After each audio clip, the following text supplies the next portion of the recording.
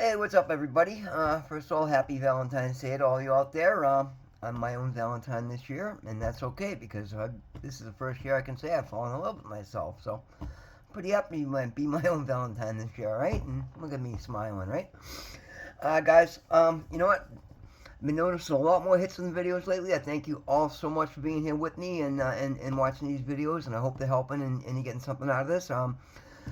Please don't forget to hit the subscribe button, like the video, and feel free to leave a comment. I love when people leave comments, or, and when you're private, feel free to send an email if you want to talk about something in private. Like I said, that's what I'm here for, guys. I'm here to help people heal.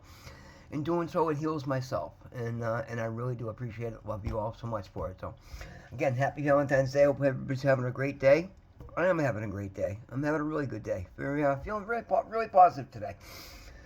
So we're going to talk about healing because that's why I'm feeling so positive, right? As you guys know, I'm a grateful recovering alcoholic and addict. I was in active addiction and alcoholism for 40 years, right? And I surrendered that life to God, and He was kind enough to take it off my shoulders and grant me an entire new life, and I was happy just to get away from the drugs, right? But as I've gotten away from the drugs, I've realized that, like I said, it's all about finding out why I was doing the drugs, and it's because I had a lot of stuff I needed to heal. So we're going to talk about that a little bit. I told you, after put my story out there, we'll take chapters and start talking about the healing from it. And so we're going to start at the beginning, right? Yeah, man, I didn't grow up in the most stable environment, right? My father, God rest his soul, was an alcoholic who drank himself to death by the time I was like 14, and I was his bartender for the last 4 years of his life, so I carried a lot of guilt, and again, I was a kid, you know what I mean? Clearly, I know I didn't kill my father, but I served him. All the drinks that he drank for the last 4 years of his life, and that was, it was pretty brutal, right? As I was like, 12, 13, 14, and knowing that he wasn't going to make it long, I could see, you could see it coming. At that age, you shouldn't even be thinking about things of that nature, right?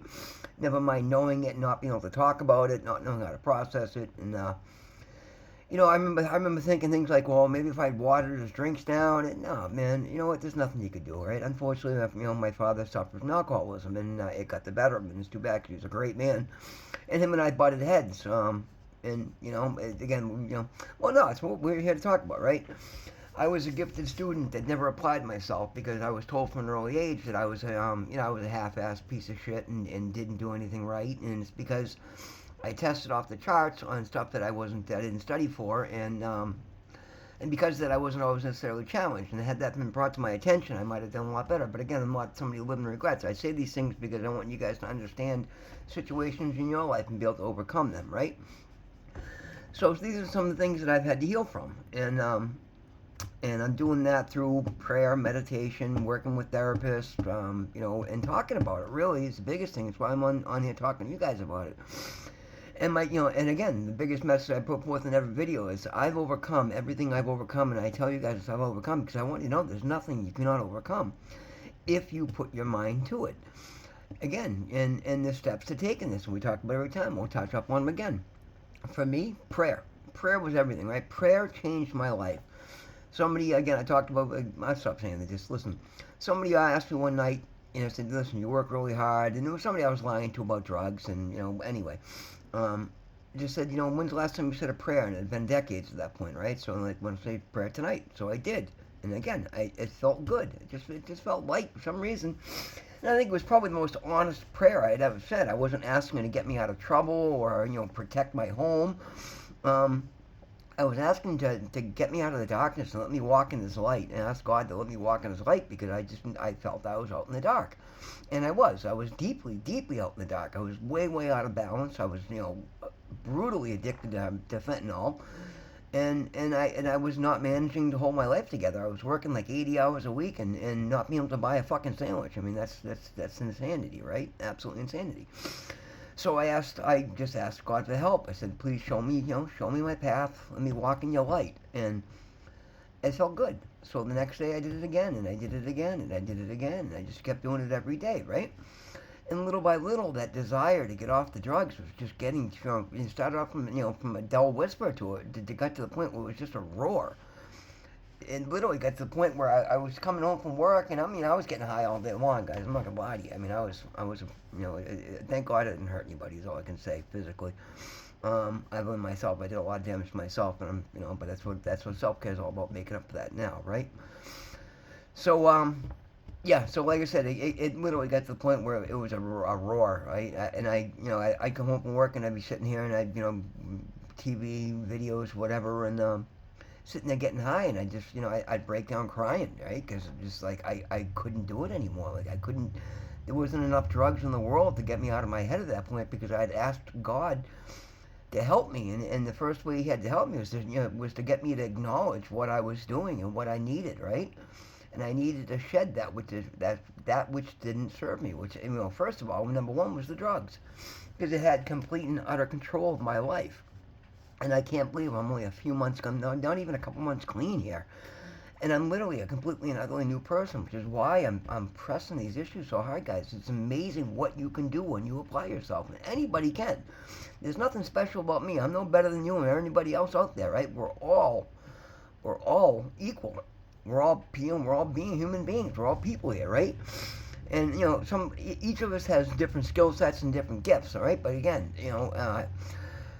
being a genius ain't one of mine, okay? I can promise you that. And even then, I was able to get introspective and just ask God for help, and then stop paying attention when He started.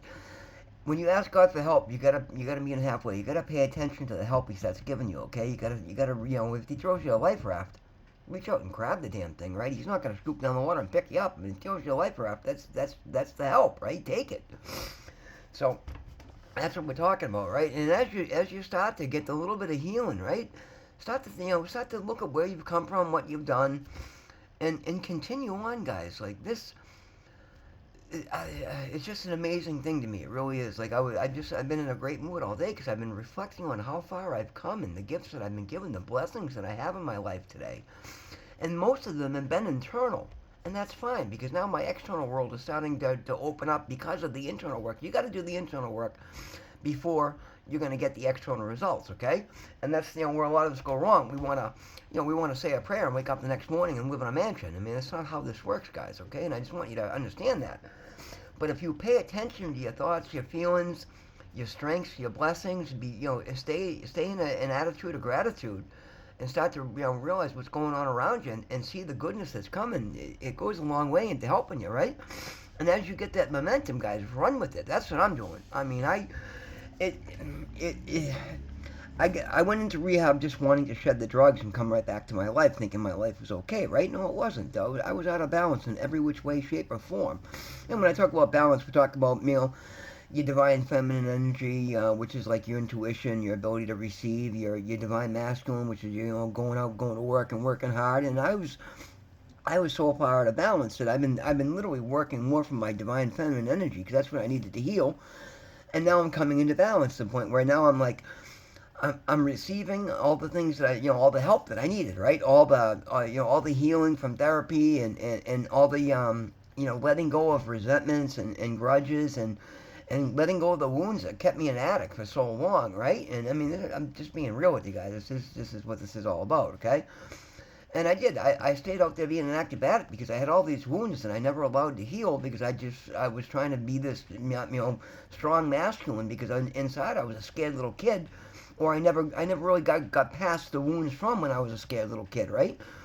So I had to put on this strong masculine front so nobody could see the hurt, the pain, the insecurity, the fear, the anxiety, the confusion, and all that I was walking in, right? Now, as I sat there and dealt with all this, I realized that I picked up all the information I needed along the way. It was all within me, but because I never stopped to heal the wounds, I wasn't acknowledging and seeing it. So that's what you're going to start to find, guys. You have so much more inner wisdom. We're all sponges. Like, we just absorb information, right?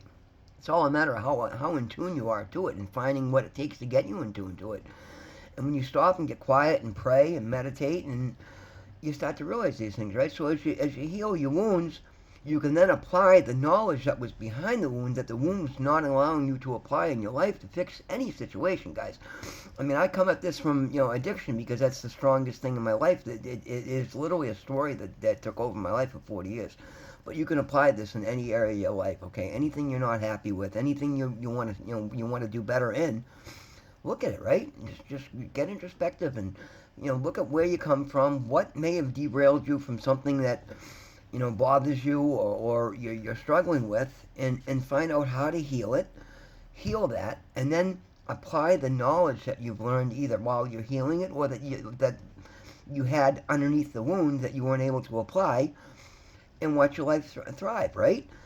And there's a lot that I've had to heal, and there's a lot of strengths that I had that I'm now embarking on. And again, this project is one of them. It's the fact that I realized I'm a healer. I like to heal people. I like to heal. Now I'm healing. And the problem is I never healed myself, and now that I'm healing myself, I'm getting a lot more strength to go out and heal others, and that's what I want to do. I want to try and help people out, right? I mean, addiction took so much from me for so long that I just want to take as many people back from addiction as I possibly can.